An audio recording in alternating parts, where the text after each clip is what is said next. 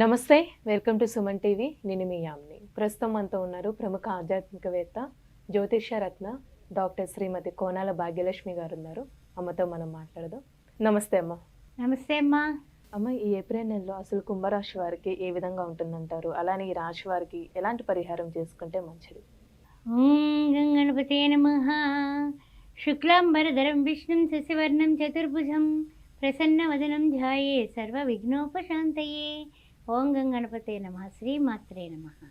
ముఖ్యంగా ఈ 1/4/2024 30/4/2024 ఏ విధంగా ఉండబోతోంది ద్వాదశ రాశుల వారికి అనే విషయాన్ని ఇప్పుడు ఒక్కసారి మనం పరిశీలిద్దాం. 2వ తారీఖున బుధుడు వక్రంలోకి వెళుతున్నాడు. అదేవిధంగా చూసినట్లయితే 10వ తారీఖున మీనరాశిలోకి వెళ్తున్నాడు మళ్ళీ బుధుడు. అది ఆ విధంగా బుధగ్రహ సంచారం ఆ విధంగా ఉంది. 14వ తారీఖున రవి మేషరాశిలోకి వెళ్ళబోతున్నాడు. 24వ తారీఖున మీనరాశిలోకి కుజుడు ప్రవేశించబోతున్నాడు కుంభం నుంచి. 25వ తారీఖున శుక్రుడు తను ఉన్నటువంటి మీనరాశి నుంచి మేషంలోకి ప్రయాణం చేయబోతున్నాడు. ఇది ఈ యొక్క ద్వాదశ రాశుల్లోని గ్రహ సంచారం యొక్క విశేషమైనటువంటి ప్రయాణాలు ఇవి. సరే, ద్వాదశ రాశుల వారికి ఏ విధంగా ఉండబోతుంది అనే విషయాన్ని ఇప్పుడు మనం పరిగణలోకి తీసుకుందాం. కుంభరాశి వారికి ముఖ్యంగా చూసినట్లయితే ఈ ఏప్రిల్ మాసంలో శని కుజుల కలయిక అక్కడ కనిపిస్తోంది. ఆ తర్వాత చూస్తే ద్వితీయంలో రవి రాహువు శుక్రులు, తృతీయంలో గురుబుధులు, అదేవిధంగా చూసినట్లయితే కనుక వీళ్ళకి అష్టమంలో కేతు కనిపిస్తున్నాడు. తర్వాత గోచార చంద్రుడు యథావిధిగా మనకి 11th హౌస్లో ఉన్నాడు. అయితే ఈ కుంభరాశి వారికి ధనిష్ట 3-4 పదాలు శతభిష, అదేవిధంగా పూరాభద్ర ప్రథమ ద్వితీయ తృతీయ.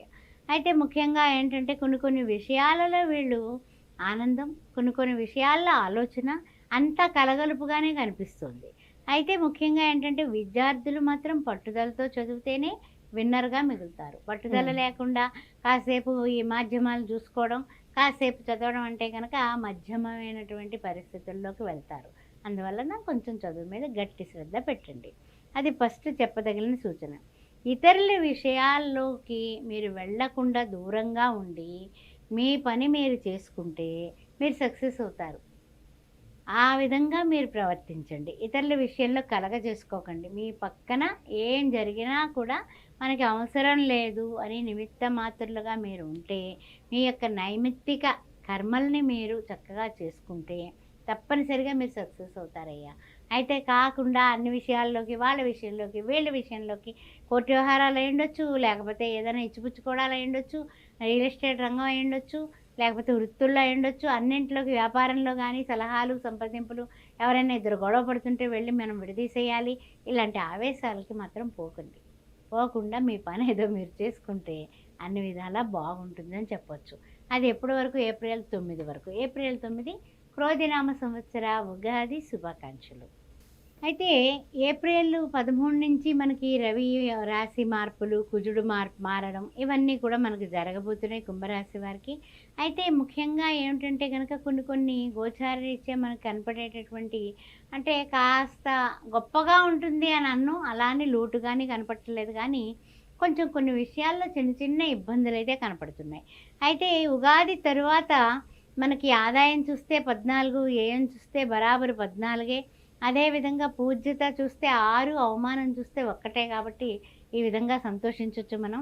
తర్వాత ముఖ్యంగా ఏంటంటే కనుక కుటుంబ సఖ్యత కొంచెం తగ్గుతుంది. దాని వలన మీకు చికాకులు వస్తాయి. భార్యాభర్తల మధ్య కానీ, లేకపోతే ఏదైనా సరే విషయాల్లో భాగస్వామ్య వ్యాపారంలో కానీ కొంచెం గొడవలు వచ్చేటటువంటి అవకాశం ఉంది.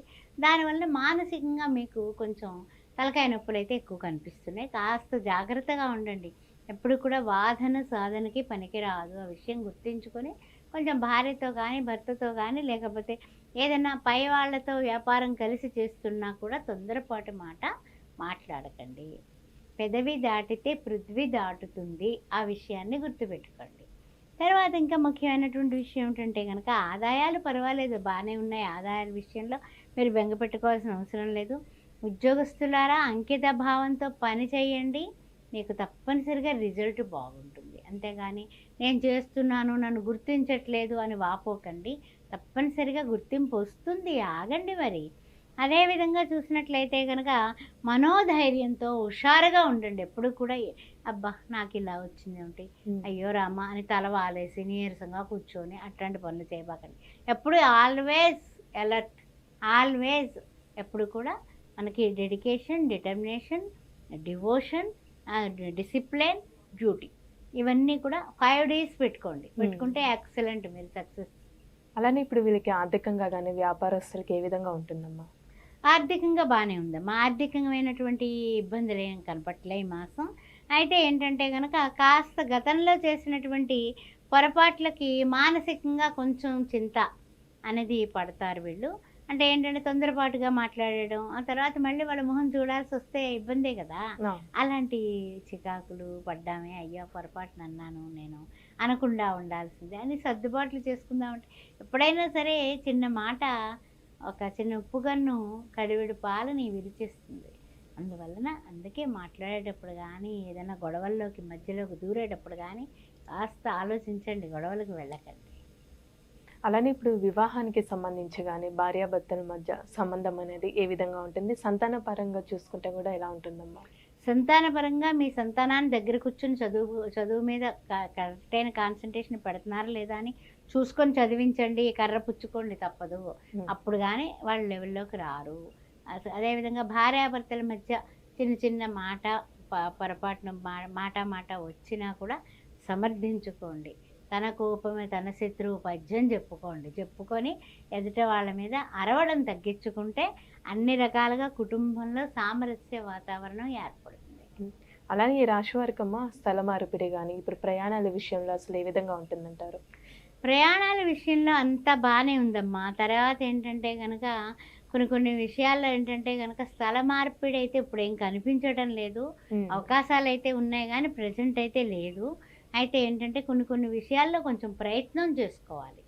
మీరు స్థల మార్పిడి కానీ ప్రమోషన్లకు కానీ ఏదైనా సరే మీ ప్రయత్నాలు మీరు చేయండి. భగవంతుడు తప్పనిసరిగా మీ వెంట ఉంటాడు. ఇంకా సక్సెస్ అయ్యి ముందుకు వెళ్ళాలంటే మనం ఏం చేసుకోవాలి అనే పరిహారాల విషయంలో చూసినట్లయితే కనుక శనివారం నాడు శనివారాలు చేయడమే కాకుండా ఈ కుంభరాశి వారు శని హోరా టైంలో అంటే ప్రొద్దుట 6 నుంచి 7 గంటల మధ్యలో చక్కగా మీరు రావి చెట్టుకి 7 ప్రదక్షిణాలు చేయండి. చేసి అక్కడ మీరు ఒక చెప్పుల జత వదిలి రావడం ఒక వారం ఏదైనా టిఫిన్ పొట్లం పట్టుకెళ్ళి రావి చెట్టు దగ్గర పెట్టి వచ్చేసేయండి. ఆ తర్వాత ఒక వారం చూస్తేనేమో చక్కగా రావి చెట్టుకి పాలు పోసి, ఆవు పాలు పట్టుకెళ్ళి రావి చెట్టు మొదట్లో పోసి ఆ యొక్క మట్టిని తిలకం కింద పెట్టుకొని వచ్చేసేయండి. ఒక వారం వెంకటేశ్వర స్వామికి చక్కగా అర్చన, అభిషేకం అన్నీ చేయించి ఆ రోజున అన్నదానం చేయండి. అలా చేస్తే మీకు కుంభరాశి వారికి తలకాయ నొప్పులన్నీ కూడా అలా మూట కట్టేసి అలా పడేసినట్టు అయిపోతుంది. చాలా చక్కగా తెలియజేస్తారమ్మా, ధన్యవాదాలు. ఓం నమో వెంకటేశాయ అనుకుంటూ ఉండండి. ఓం శ్రీమాత్రే నమః. ఆస్ట్రో భాగ్యలక్ష్మి అనే ఈ ఛానల్ని సబ్స్క్రైబ్ చేశారా? చేయకపోతే వెంటనే చేయండి. అంతేకాకుండా ఏమన్నా జాతకాల విషయంలో కానీ, చక్రాలు వేయాలన్నా, పొంతనలు చూడాలన్నా, C-సెక్షన్కి ముహూర్తాలు పెట్టాలన్నా, గృహారంభ, గృహప్రవేశ శుభముహూర్తాల కోసం కూడా నన్ను సంప్రదించవచ్చు. మీ ఇంట్లో ఎవరికైనా వివాహం కాని వారికి పెళ్లి సంబంధాల కోసం కూడా శ్రీ సౌభాగ్య మ్యారేజ్ బ్యూరో 16 సంవత్సరాలుగా నడిపిస్తున్నాం కాబట్టి దాని నిమిత్తమై కూడా మీరు మమ్మల్ని సంప్రదించవచ్చు. కుంభ వివాహం, కదలి వివాహం, జపాలు, హోమాలు, చండీ హోమం లాంటి హోమాలు అన్నీ కూడా నా ఆధ్వర్యంలో జరిపించబడతాయి. మీకు ఇష్టమైతే మీరు వచ్చి మమ్మల్ని జాతకం చూపించుకొని ఆయా కార్యక్రమాలు చేయించుకోవచ్చు. ఓం శ్రీ మాత్రే నమః. 9866044439ని మీరు ఏదైనా జాతక సమస్యలకి సంప్రదించండి. నా పక్కనే ఉంది. కింది నెంబర్లో మ్యారేజ్ బ్యూరోకి సంబంధించిన విశేషాలకి సంప్రదించవచ్చు. ఓం శ్రీ మాత్రే నమః.